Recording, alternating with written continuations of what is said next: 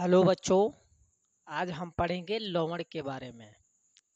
अम्ल के बारे में पढ़ लिए, क्षार के बारे में पढ़ लिए, अब टॉपिक है लवण। पिछली वीडियो में मैंने पढ़ा किसके बारे में? उदासीनीकरण अभिक्रिया। सेम वही अभिक्रिया होती है लवण यानी साल्ट। तो उदासीनीकरण अभिक्रिया ही होती है साल्ट यानी लवण। अब लवण की परिभाषा यानी इसमें भी क्या बनेगा?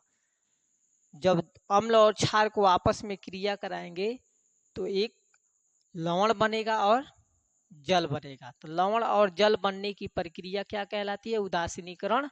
इसी को हम लवण भी कहते हैं।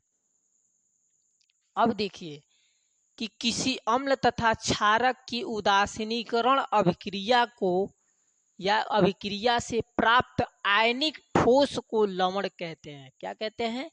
किसी अम्ल, कोई अम्ल ले लें और क्षारक ले लें, उनके आपस में क्रिया कराएंगे तो एक उदासीनीकरण अभिक्रिया होगी।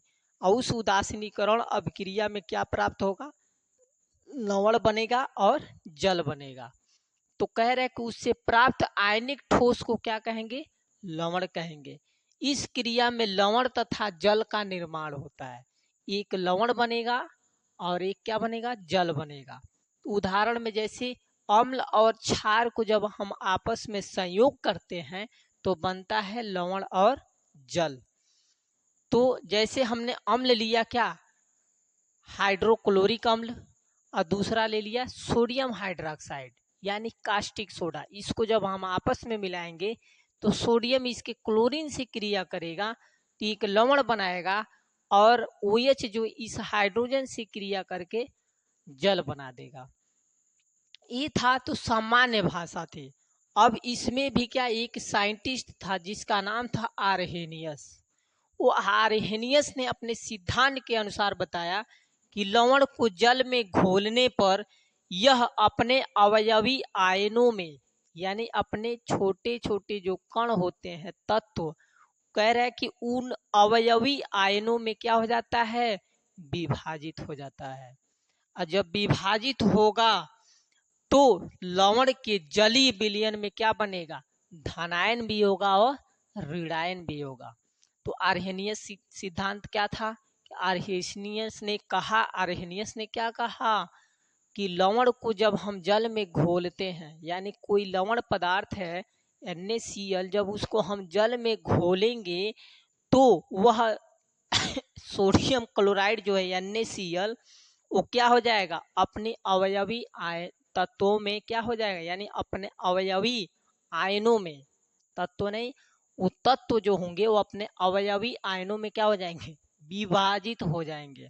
अब विभाजित का मतलब वियोजित हो गया। अब वियोजित हो जाएगा यानी टूट गया। और टूटने के बाद क्या बनाएगा? लवण के जलीय विलयन में क्या बनेगा? धनायन भी बनेगा और ऋणायन भी। यानी उसके जलीय विलयन में धनायन भी उपस्थित होता है और ऋणायन भी उपस्थित होता है। तो धनायनों को हम क्या कहते हैं? क्षारीय मूलक कहते हैं। क्या कहते हैं? क्षारीय मूलक यानी भास्मिक कहा जाएगा। और ऋणायनों को हम क्या कहते हैं? अम्लीय मूलक कहा जाता है। जैसे सोडियम क्लोराइड है, एक विलयन है, एक्वस जिसे कहते हैं इंग्लिश में। ये विलयन क्या है? जब ये टूट रहा है, जल में जब मिलाया जा रहा है तो सोडियम अलग हो जा रहा है यानी धनायन हो जा रहा है, और क्लोरीन क्या हो जा रहा है? ऋणायन। तो यह जो सोडियम है वो क्षारीय प्रकृति को बताएगा और जो क्लोरीन है वो अम्लीय प्रकृति को बताएगा। तो इसे हम कहते हैं लवण। यानी जल और लवण बनाने की प्रक्रिया को हम क्या कहेंगे? लवण कहेंगे। यानी उदासीनीकरण अभिक्रिया ही होती है। लेकिन लवण जो होते हैं अपने आयनिक तत्व जब जल में वियोजित होगा तो अपने अवयवी आयनों में क्या हो जाएगा? विभाजित हो जाएगा। जैसे यह सोडियम था वो धनात्मक हो गया और क्लोरीन क्या हो गया? ऋणात्मक हो गया। तो प्लीज वीडियो को लाइक करें, शेयर करें और ज़्यादा से ज़्यादा कमेंट भी करें और ज़्यादा